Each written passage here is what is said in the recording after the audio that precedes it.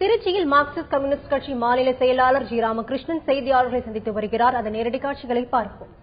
அரசு பள்ளிகள் மாணவர்கள் எண்ணிக்கை குறைந்திருப்பது, ஒரு சில அரசு பள்ளிகள் மாணவர்கள் எண்ணிக்கை குறைஞ்ச காரணத்தால மூடியும் இருக்கிறாங்க. சென்னை மாநகரத்தில் மட்டும் 54 அரசு மாநகராட்சி பள்ளிகள் மூடப்பட்டிருக்கு.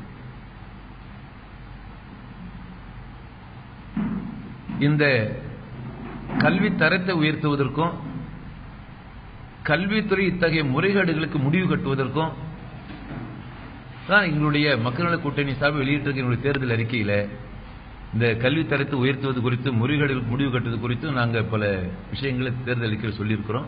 அதுதான் இன்றைக்கு உங்க சந்திப்பில் அவங்க கவனத்துக்கு கொண்டு வர வேண்டிய விஷயம்.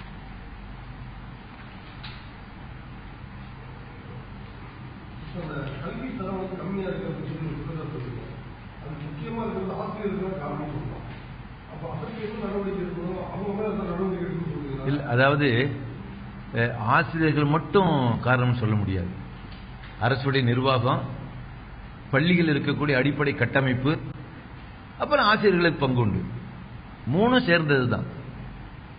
ஆகவே வெறும் ஆசிரியர்கள் மட்டும் பள்ளி கட்டமைப்பு வேணும். அடுத்தது அரசனுடைய கவனம் இருக்கணும், அதுக்கு கவனம் செலுத்தணும்.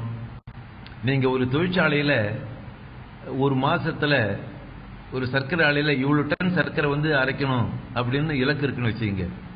ஒரு 100 டன் குறைஞ்சிட்டா அடுத்த மாதத்துல மேக்கப் பண்ணிக்கலாம். ஆனா ஒரு தலைமுறை மாணவர்கள் கல்வித்தரம் குறைஞ்சதுன்னு சொன்னா அது மேக்கப் பண்ணவே முடியும். ஆகவே அரசுக்கு முக்கிய பொறுப்பு உண்டு, மற்ற ஆசிரியருக்கு பொறுப்பு உண்டு.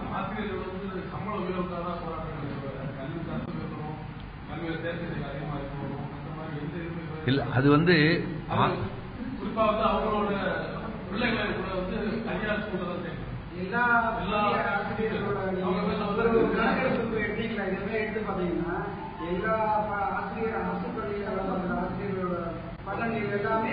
அதாவது கேளுங்க, முழுக்க முழுக்க ஆசிரியர்கள் தான் பொறுப்புன்னு அப்படி தட்டி கேட்பது சரியாக இருக்காது. நான் என்ன சொல்ல, இப்ப நான் 2 விஷயம் சொன்னேன். இல்லாத கல்வி நிலையத்துக்கு உதவித்தொகை வாங்குவதும், ஒரு 100% ஒரு கொதிகலனம் வாங்குறதுன்னு முடிவு பண்ணி அதுல முறைகேடு நடத்துவது. ஆகவே அந்த துறையில சீர்கேடுறப்ப ஒட்டுமொத்தமா கரப்ஷன் அஃபெக்ட்ஸ் டெவலப்மெண்ட். அதில் கூடுதலாக ஆசிரியர்களுக்கு கூடுதல் அரசுக்கு பொறுப்பு, ஆசிரியர்களுக்கு பொறுப்புன்றது வேற. ஆனா இந்த பிரச்சனை வருகிற போது நீங்க இதுல அரசு எந்த அளவுக்கு கவனம் செலுத்துதோ என்பது அதுதான் முக்கியமானது. அடுத்தடுத்து எல்லாருக்கும் திருச்சியில் மார்க்சிஸ்ட் கம்யூனிஸ்ட் கட்சியின் மாநில செயலாளர் ஜி ராமகிருஷ்ணன் செய்தியாளர் சந்திப்பின் போது பேசிய நேரடி காட்சிகளை தற்போது பார்த்தோம்.